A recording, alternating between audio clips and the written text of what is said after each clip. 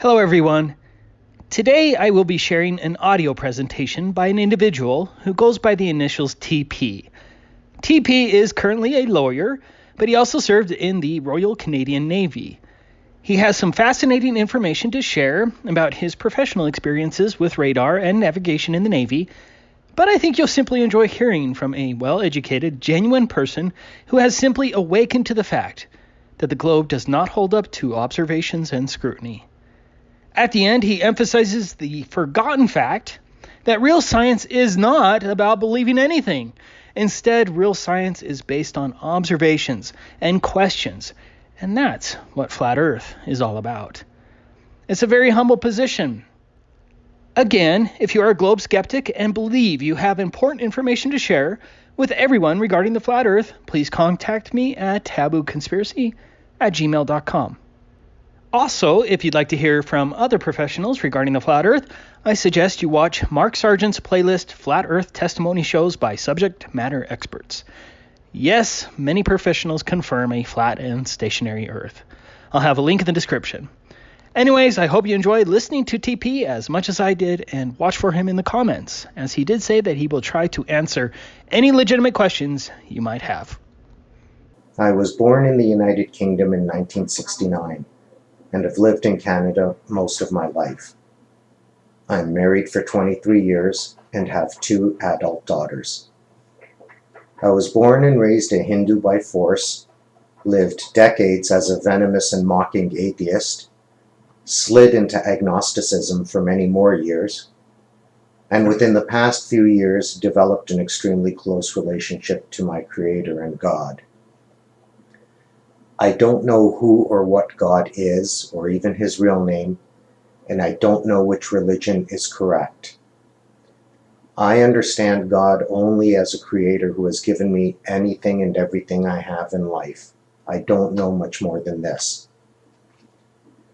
I grew up in Ontario during the 1970s in an incredibly multi-ethnic neighborhood.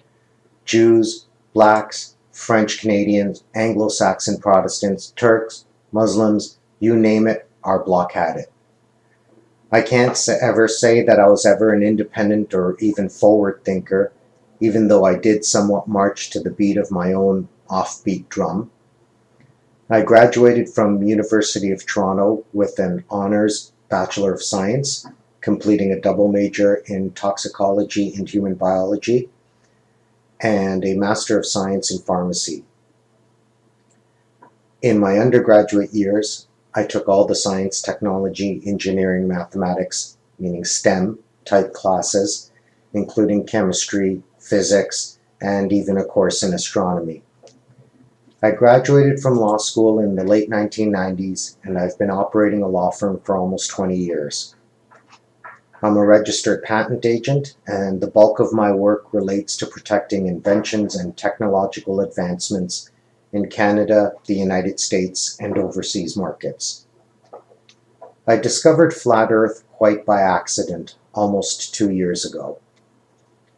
Let me start by saying that when I talk about curvature, as in the Earth's curvature, I'm referring to curvature in a globe sense, as opposed to radial planar curvature, which is consistent with flat and globe models of Earth. Think east to west circumnavigation, which can be done on both on flat paper as well as on a globe or ball. From YouTube videos by Bart Zabrell, I was referred to the site theflatearthpodcast.com, where I found a very interesting array of videos. I wouldn't say exactly that I'm a flat earther. I'm a believer in the scientific method, which I define as determining the odds that a repeated set of controlled observations is due to nothing more than chance alone. That's your p-value for all you hardcore scientists. It's a myth and a lie that science proves things. Real science is about a null hypothesis and the rejection or failure to reject a null hypothesis. Every real scientist worth their salt will tell you they know nothing. And it's not some cooked up false sense of modesty, nor is it mockery. Real scientists understand the scientific method, And that's why they understand they actually know nothing. Real science doesn't tell you what you know. Real science tells you what you don't know. So to me, I have no idea if the Earth is truly flat or not, and I doubt I'll ever actually know. That stated, my own observations do not support and are not consistent with an observable Earth curvature in a globe sense.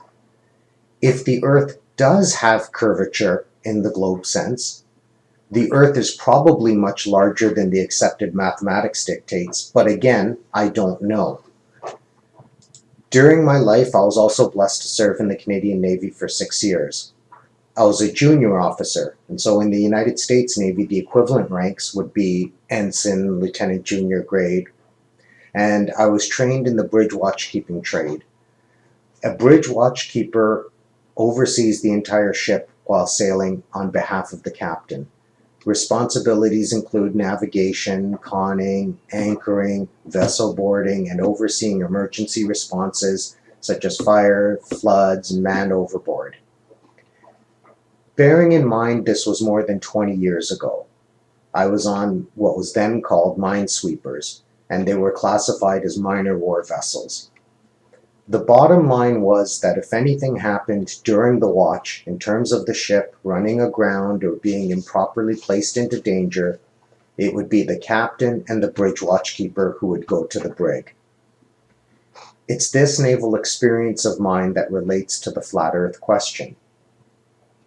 Please remember all of these things happened 20 years ago, so I'll do my best to accurately recall what I can remember. It is always possible the testimony of others will conflict with my experience. You also have to remember that prior to my naval experience, I was a city-based landlubber, and I was not well suited to the true naval lifestyle. I sailed in and swam in both the Atlantic and Pacific Oceans. It was somewhat discombobulating for me when we were out at deep sea, which for me was at distances of approximately 250 miles from land. I don't know why I remember such a strange marker or number like that, but to my best recollection, that's roughly how far away from land I sailed at my maximum, meaning 250 miles. I remember being on the bridge and looking around and thinking that it was the first time in my life I could look in every direction and not actually see land with my eye. Sometimes I could make out rough, hazy shapes using binoculars, but I confess I can't be sure of what I saw, if anything. It made me feel weird, and no, I did not per se even notice that the horizon was flat in a 360-degree direction. What I mean is, the horizon was apparently flat, but I failed to note then, or appreciate then, that the horizon was apparently flat, and I could access a 360-degree view by walking around to different places on the bridge and upper deck. Back then, we used paper charts, and there was always a chart on the charting table, no matter where we were sailing. All of our charts, of course, always had at least one land point as a reference. I've never seen a chart that is all blue and indicating nothing but water. As junior officers, we were responsible for what is termed visual and blind navigation. Visual navigation refers to using a gyro compass on the bridge and visually measuring bearings based on landmarks, etc. Blind navigation refers to the fact that for whatever reason, you cannot rely solely on your visual sense. For example, you're too far away from land to see, or it's nighttime, or it's foggy, and so you have to use aids like radar. Trying to estimate for the height of the ship, I would have guessed that our radar reflector was probably not more than 100 feet from water level. Again, that's a very rough guess based only on my memory, and I can't attest to the specifics. I'm just trying to offer a rough visual. Going back to my experience about feeling discombobulated when I would look around and not see land, I would often comfort myself by going over to the radar and looking at the picture. Again, I never thought of flat Earth or global curvature or anything like this back then. I assumed everything I was told was true and that the Earth is a globe. Anyway, I remember seeing our radar screen paint land bits, islands and islets, from as far away as at least 100 miles. Honestly, I remember painting land farther away than that, but to try to account for time past and my memory, I'll put it at the lower end of 100 miles. However, realistically, my memory strongly favors seeing land painted on radar well in excess of 100 miles, by which I mean the 150 to 200 mile range.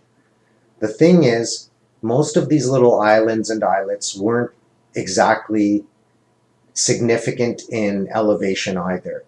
They were, relatively speaking, small chunks of land rock out in the middle of the water with some trees, some with nothing more than rocks and sand. These islets and islands did not have skyscrapers on them. They were all, or mostly, as I recall, uninhabited. Undoubtedly, some of them had hills and I figure maybe even trees as high as 100 feet. Regardless, it's my memory recall and my belief that we were painting land on our radar screen at distances well in excess of 100 miles. The established mathematics, meaning the Earth curvature formula, suggests I shouldn't have been able to see these islets painted on radar unless these islets had elevations of a few thousand feet. I can only tell you that I truly believe I did see these islets painted on radar at distances of 150 miles or more, and these weren't exactly mountains popping out of the ocean. I leave the conclusion to others, and people are welcome to challenge my observation. My observations aren't infallible. I can tell you only what I believe I remember. And frankly, this specific naval memory didn't come to mind until probably some months after stumbling onto flat Earth research. This memory was otherwise dormant or lost for 2 decades. I don't think flat Earth is some big conspiracy where naval officers are standing around and discussing how they can hide the truth about the Earth's shape. I think the reality of it is that we just never thought of these things, and most people navigating ships don't think about the Earth's curvature in the globe sense. In planning our navigation passages, we never accounted for the Earth's rotation or global curvature. We planned our passages off of flat charts with a Mercator projection, which is not inconsistent with a flat surface Earth if the North Pole counts as the radial center. And we attempted to sail in straight tracks. We were required to calculate astronomics for wherever we may have been, based on latitude and longitude alone, using the Farmer's Almanac. We were responsible for calculating sunrise, sunset, moonrise, moonset, and other times and values. None of those calculations ever required us to account for either of Earth's global curvature or rotation, and all of our calculations were very accurate, typically within 1 minute or less. The only unknown or uncontrollable variable we used to run into was called set and drift, which is how much we were being pushed off course by sea currents. Set and drift are always changing values, random in appearance, based on sea current, and have no known accurate predictor. My advice to flat earthers is this: real science is based on believing nothing anyone tells you, and that includes me. Real science is based on observations and questions, and I think the flat earth community has been doing a great job of aggressively asking all kinds of questions based on observations.